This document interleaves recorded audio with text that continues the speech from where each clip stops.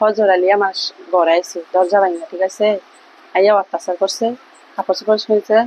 পরে ছেলেরা আইছে, আসাম মারধর করছে, আমারও মারছে, হজর আলীরও মারছে। বাড়িতে যে খারাপ উদ্দেশ্য আইছে, হ্যাঁ কি ভালো উদ্দেশ্য আইবে, এত খারাপ উদ্দেশ্য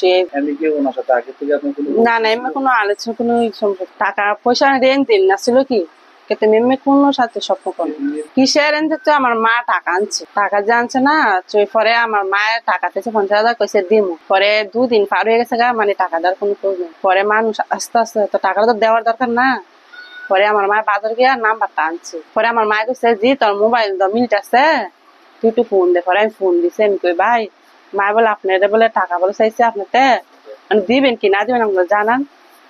কয় দিম, আমি টাকাটা পাইলে আমি দিম।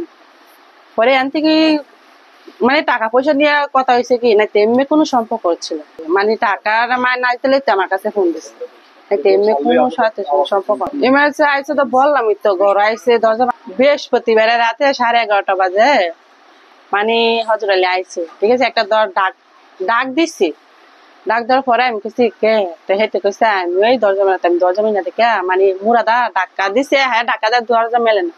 পরে মুরাদা মানে দরজাটা ভাঙা গেছে কি, ভাঙ্গা অত্যাচার করছে। তখন আপনার পরিবারের লোকেরা কই ছিল? আমার পরিবারের লোকেরা আমার সপ্তাহ পর পর একটা অনুষ্ঠান হয়, এই অনুষ্ঠানে গেছে। আপনি জানেন না? আমি যাই না, মানুষেরা মুরব্বীরা যায় কি, আমি যাই না, দূর না, কিন্তু মসজিদের বয়স্ক লোক তারা যায়।